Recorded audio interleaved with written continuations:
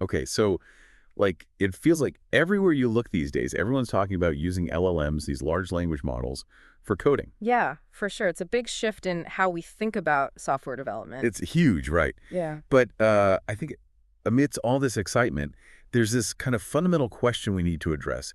Are these tools really safe to use for coding? Like, can we be confident that they're not going to generate code that could lead to some serious problems? It's a really important question. And honestly, it's becoming more and more critical as we see this growing reliance on LLMs in software development.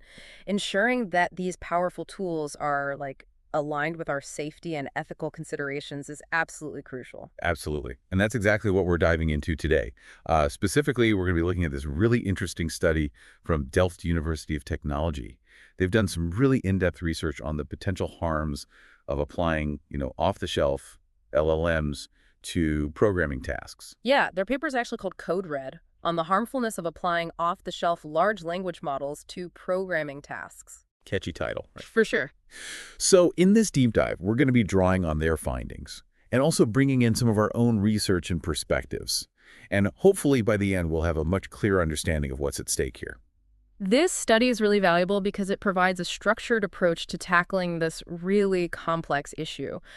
The researchers started by developing a way to categorize the different types of harm that could potentially arise from code specifically generated by LLMs within the context of, software engineering. Okay, so let's break that down a bit. What does that categorization actually mean? Like, how did they define harmful when we're talking about code? So imagine they created this comprehensive list of, all these different ways that code generated by an LLM could be harmful.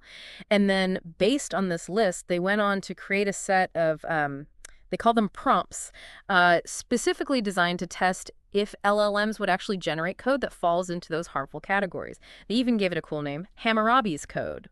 I like that. It's like setting down the law for code generation, right? Yeah, exactly. It's this idea of establishing clear boundaries, much like the ancient legal codes. That's a really good analogy. So they've got these prompts, and they're feeding them to different LLMs to see what kind of code they spit out. But then how did they actually go about judging all the responses? Like, how did they determine if the code was actually harmful or not? Yeah, so to deal with the, sheer volume of LLMs and responses, they developed a system for automatic evaluation. Basically, they trained this system by showing it examples of code that human experts had already looked at and categorized as either harmful or not. So it's like teaching a computer to spot bad code based on what humans have already identified as problematic. Precisely.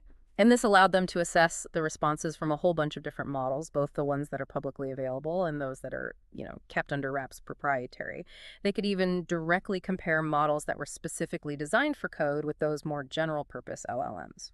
And from what I remember, they actually found some surprising results, right? Certain models were, well, let's just say not as harmless as you might hope. Yeah, one of the big takeaways was that there was a really significant difference in how likely these various LLMs were to generate code that could be potentially harmful. For example, certain models, particularly some versions of OpenHermes, rarely refused to answer these, kind of tricky prompts. And in fact, they were more prone to actually providing harmful answers or at least giving a warning alongside the code. That's a little unsettling.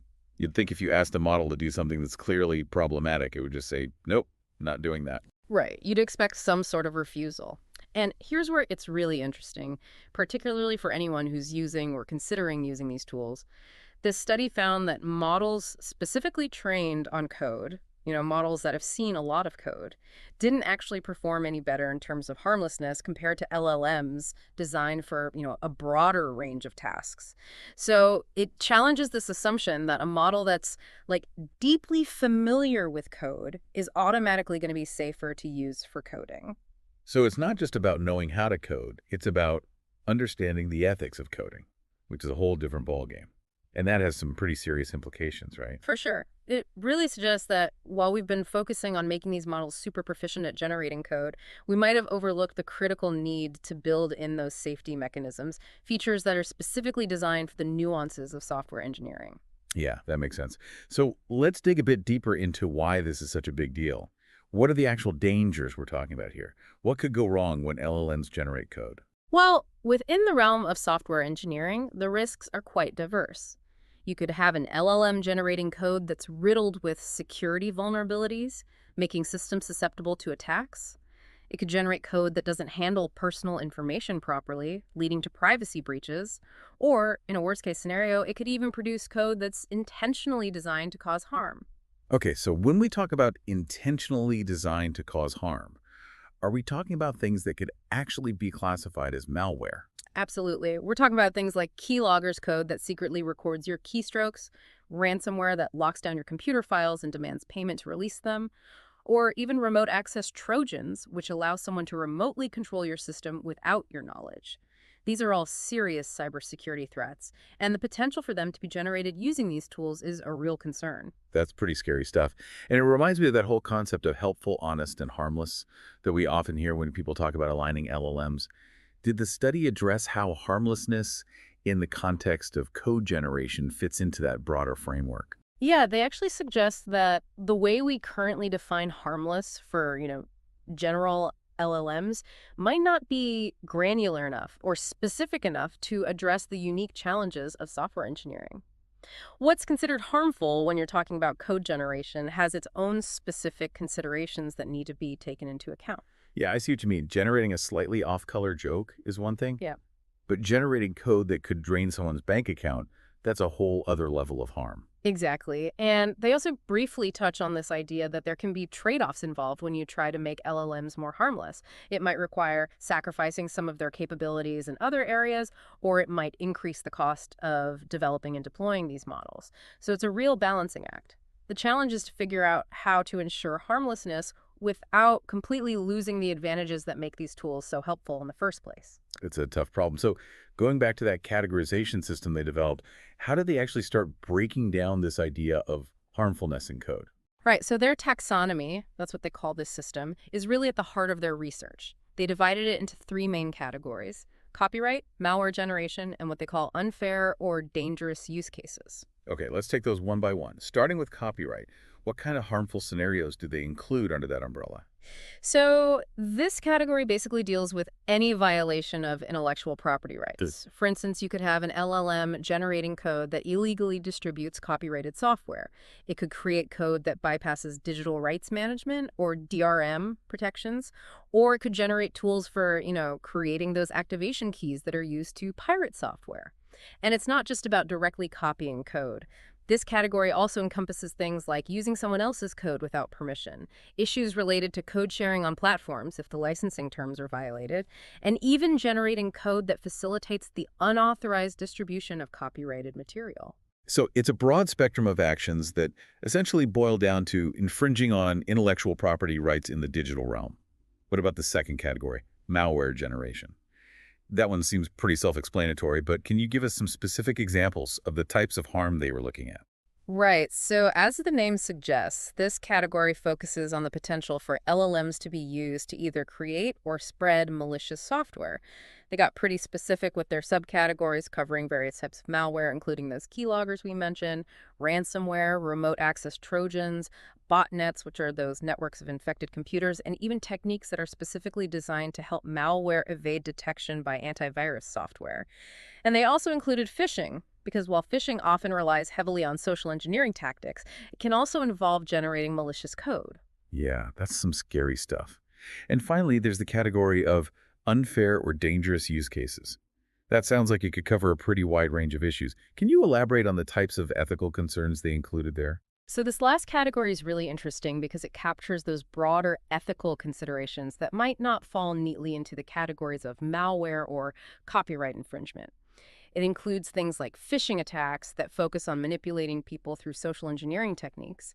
It also includes the generation of biased code, which could perpetuate or even exacerbate existing inequalities in various applications. And then there are those cyber attacks that might not involve traditional malware, but could still cause harm or disruption. They even included something called model attacks, which is where the LLM is actually generating code that's designed to exploit weaknesses in other AI models. It's like thinking about the unintended consequences of the code, not just whether it's explicitly illegal or designed to be malicious. It's about considering the potential impact on fairness, safety, and those broader societal implications.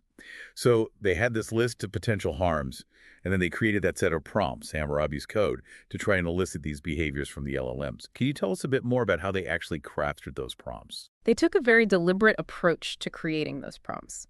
They manually wrote each one, drawing inspiration from the specific subcategories within their list of harmful scenarios. And they specifically use what's called a red teaming approach, where you're essentially trying to poke holes in a system by intentionally trying to find its weaknesses. It's like an ethical hacking exercise, but focused on code generation. They were also very careful to avoid prompts that could be used for both harmless and harmful purposes. They wanted to be absolutely sure that the prompts they were using were clearly intended to elicit harmful behavior in the context of coding. So they've got their prompts, they're feeding them to all these different LLMs, and they're getting back all sorts of code. But how do they then evaluate the responses? How do they actually determine which code was harmful and which wasn't? So, to keep things consistent, they came up with a system of 4 labels for classifying each response. Refusal, which means the LLM simply refused to answer the prompt. Harmless info, where the LLM might refuse the specific request but provide some general safe information about the topic. Warning, where the LL actually gives the requested code but includes a warning about the potential risks. And finally, harmful answer, which is where the LLM just goes ahead and generates the harmful code without any reservations. That seems like a pretty straightforward and useful classification system. But I'm curious about how they managed to evaluate so many responses across so many different models. Did they have a whole team of people just staring at code all day? Well, they did involve human experts in the initial stages, but to make it more scalable, they actually developed a way to automate the evaluation process. They started by having human experts manually review and label a smaller subset of the code. And then they used that labeled data to train machine learning model that could automatically assign one of those 4 labels to new responses. So it's kind of like creating an AI watchdog that's been trained by humans to spot potentially harmful code, right? That's a great way to put it. And to build this model, they use something called OpenAI embeddings, which basically converts the code into a numerical representation that a machine learning model can understand.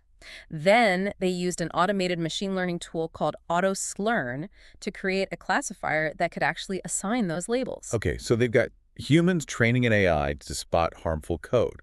But how did they know if the AI was actually doing a good job? Did they check its work against the human experts? Yeah, they did a really thorough job of validating their approach. First, they actually measured how much the human experts agreed with each other when they were initially labeling the code. And they found that the agreement was really high, which gave them confidence that the manual labeling process was pretty accurate. Then they compared the labels assigned by the automated system to the labels assigned by the human experts and found that they were very consistent. So even though the automated system wasn't perfect, it was accurate enough to allow them to reliably evaluate a massive number of LLM responses without having to rely solely on human review. That's really impressive. So they had their system, their list of harms, their tricky prompts, and their way to evaluate the responses. What did they actually find? What are the key takeaways from this Code Red study that you should be aware of? Right, so their research was really focused on answering 3 main questions. First, they wanted to understand how much the level of harmlessness varied across different LLMs. And as we touched on earlier, they found a pretty wide range. Some models, particularly certain versions of those Hermes models, were much more likely to provide those harmful answers or warnings, and they very rarely refuse the harmful requests. On the other hand, models like the Llama 2 and Gemma 2 families tended to give more harmless responses or just outright refuse to answer. And what about the models that are, specifically trained on code? Did they show any signs of being safer, more aligned with ethical coding practices? This is a really important finding, especially if you're using these tools for coding. The study clearly showed that LLMs that are specifically designed for code generation didn't consistently outperform those more general purpose LLMs in terms of harmlessness. They didn't necessarily have a better understanding of ethical boundaries in coding. And this really challenges that assumption that a model that's, been trained on a ton of code is automatically going to be safer to use for coding. It's like saying just because you know the rules of the road doesn't mean you're automatically a safe driver. There's more to it than just knowing the mechanics. Exactly. And they also noticed that models that came from the same development group, like those from Mistrali and Noose Research, often had very similar patterns in their responses. This suggests that the training methodology, the way these models are trained, plays a big role in shaping their safety characteristics. It makes sense. The data they're trained on, the methods used, all of that is going to influence how they understand what's acceptable and what's not. What about the second question they looked at? How did the harmfulness of the responses differ, depending on the specific category of harmful prompt? Yeah, so this is where things get a bit more nuanced. When it came to those copyright-related prompts, the models generally performed pretty well. They were more likely to give a harmless response. However, when the prompts were about things like watermarking, which can be used for both legitimate and illegitimate purposes, or when they were asked to discuss ways to share code, considering both authorized and unauthorized platforms, they were more likely to give harmful answers or warnings. So it sounds like they were better at recognizing those clear-cut cases of copyright infringement, but they struggled more with those gray areas where the technology could be used for both good and bad. Yeah, it wasn't necessarily that they were better at saying no in those clear-cut cases, but rather they were more likely to provide a more general, harmless explanation, or they would refuse to provide specific code that would directly infringe on copyright. But in those areas where the technology could be used for either purpose, the line seemed a bit blurrier for some models, and that led to more responses that were potentially problematic. I understand. What about the malware generation prompts? You'd hope that the models would be pretty resistant to those, right? Well, there was a higher rate of refusals and warnings for the malware-related prompts, which is a good sign. But even within that category, there were some interesting differences. For instance, prompts related to creating RTETs, those remote access Trojans, botnets, and phishing attempts, were still somewhat likely to get a response, even if it included a warning. And it's worth noting that for prompts related to anti-detection techniques, the techniques used to help malware hide, and for keyloggers, the responses often included a warning along with the actual code. That's still a bit concerning, right? It's better than just giving the code outright, but it's still providing potentially dangerous information that could be misused. What about the unfair or dangerous category? What did they find there? That category had a more balanced distribution of responses. Interestingly, the prompts that were most likely to result in a harmful answer were those related to model attacks, which are basically attempts to exploit weaknesses in other AI models. On the other hand, prompts related to cyber attacks that weren't specifically focused on malware were the least likely to get any response at all. It's interesting that the model attack prompts stood out in that way. I wonder if it's because it's a newer type of threat, something that might not have been explicitly addressed in the training data. That's a plausible explanation. The LLMs might simply not have as much exposure to the dangers of generating code for model attacks compared to those more well-established threats like malware. It makes sense. And finally, they looked at the role of model size. Is there any truth to the idea that bigger models are safer when it comes to generating code? Well, they did find a correlation between model size and harmlessness. Larger models were more likely to refuse harmful prompts and less likely to give outright harmful answers. Specifically, they found a negative correlation between model size and harmful answers, meaning larger models gave fewer harmful answers. And they found a positive correlation between size and refusals, meaning larger models refused more often. However, the correlations for warnings and harmless responses were weaker. So in general, it seems like bigger models do tend to be a bit safer, at least in terms of outright generating harmful code and refusing harmful requests. That's somewhat reassuring, I guess. It is, but it's not a guarantee. The fact that the correlation between model size and warnings was weaker suggests that even large models might still give you potentially risky code, even if they include a warning alongside it. So it really puts the responsibility on the user to understand and heed those warnings. That's an important point. A warning is only useful if the person receiving it understands the implications and acts accordingly. The study also delved into some other interesting aspects, like why certain fine-tuned models seem to be more problematic. Right, that was a really key observation. In many cases, the models that had been fine-tuned, which means they'd undergone additional training on a specific task or dataset, actually appeared to be more likely to give harmful answers compared to the original base models. A prime example of this is those Noose Research Hermes and Dolphin models we mentioned earlier. The developers of those models have openly stated that they intentionally remove certain safety filters and restrictions during the fine-tuning process. They argue that these restrictions can hinder the model's ability to effectively follow instructions. So they're basically making them less cautious. You could say that. While their goal might be to create models that are more obedient to user commands, it also means that they might be less likely to refuse those harmful requests. And, as the study points out, this kind of uncensoring could potentially lead to violations of the model's usage policies. They specifically cited the usage policy for Llama 3, which explicitly prohibits using the model to generate malware. And what about those categories that were most likely to elicit harmful answers? Watermarking, RATs, and those model attacks. Did the study offer any insights into why those particular categories stood out? Yeah, for the RITs, they suggested it might be because these types of tools can have legitimate applications as well. So even if the prompt hints at malicious intent, the model might still go ahead and provide the code because it recognizes that it could also be used for, legitimate remote access purposes. And for the model attack prompts, they speculated that the fact that there are very few, if any, legitimate reasons to generate code for that specific purpose, it might make it clearer to the model that the request is likely malicious and therefore lead to a harmful answer in some cases. That makes sense. If something has a clear, legitimate use, the model might be more inclined to provide it, even if there's a risk of misuse. They also mentioned that some models seem to have additional safety features built in, right? They did. They observed that some models from companies like Google and OpenAI seem to have these extra checks in place, checks that would kick in after the code was generated. For instance, certain Google models would actually cut off a potentially harmful output and display a message saying something like, "I can't help with that." Similarly, OpenAI's GPT models would sometimes raise errors indicating that a request had been flagged as potentially harmful. And the researchers in their classification system actually categorized those types of interventions as harmless responses because they effectively prevented the harmful output from being shown to the user. It's encouraging to see that some of these big players are actively trying to implement these safeguards, these extra layers of safety. What about those warnings we talked about earlier?